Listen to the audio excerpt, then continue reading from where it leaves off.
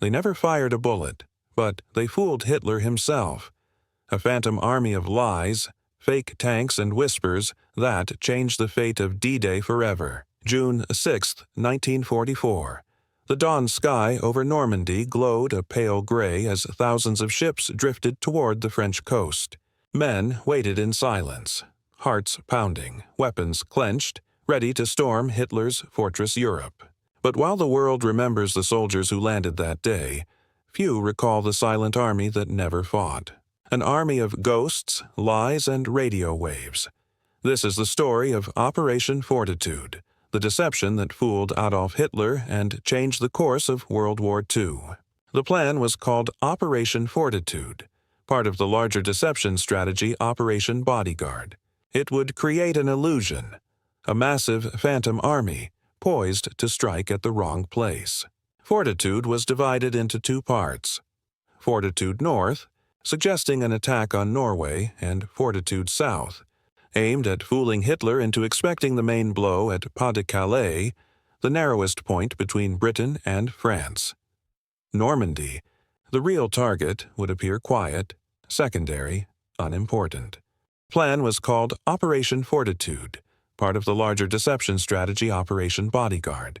It would create an illusion, a massive phantom army poised to strike at the wrong place. Fortitude was divided into two parts. Fortitude North, suggesting an attack on Norway, and Fortitude South, aimed at fooling Hitler into expecting the main blow at Pas-de-Calais, the narrowest point between Britain and France. Normandy, the real target, would appear quiet, secondary, unimportant.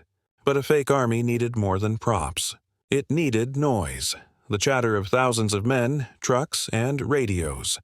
So engineers filled the airwaves with fake radio traffic.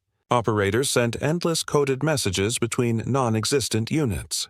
Signal experts made sure the call signs matched those of real divisions. Every frequency buzzed with life, a grand symphony of deception. German intelligence intercepted it all and confidently charted the movements of a force that didn't exist.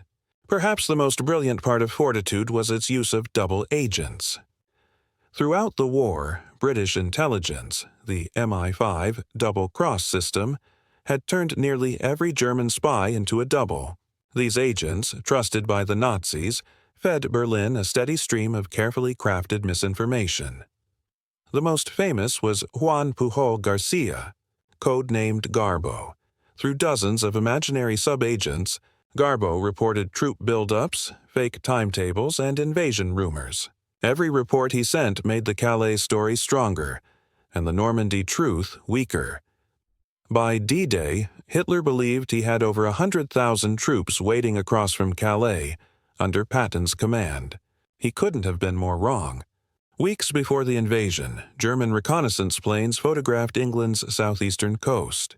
They saw hundreds of vehicles, airfields, and supply depots. They saw what they expected to see, and dismissed everything else. Even when reports of real activity in Normandy surfaced, German analysts concluded they were distractions.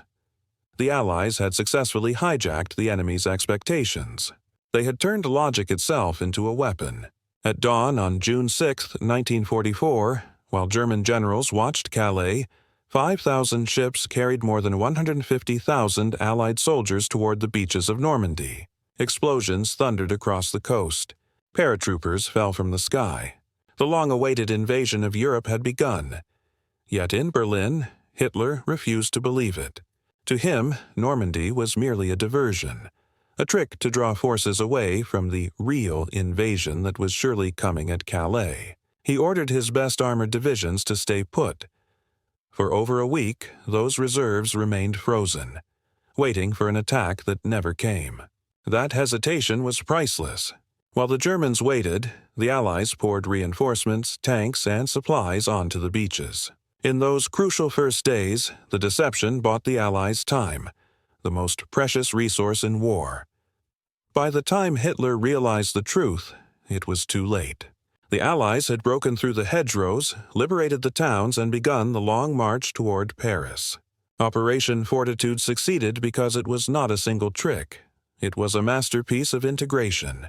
Physical decoys, fake signals, and double agents all told the same story. Every detail supported every other detail. Even the smallest mistake could have exposed the lie. But there were none. German confidence in their own analysis blinded them. Their faith in Patton, their expectation of Calais, their over-reliance on intercepted radio messages, all combined into one perfect illusion. When the German High Command finally accepted reality, Normandy was already secure.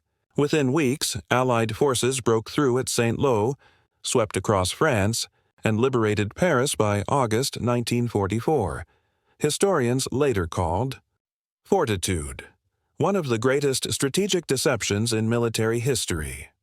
It saved tens of thousands of lives and shortened the war in Europe by months.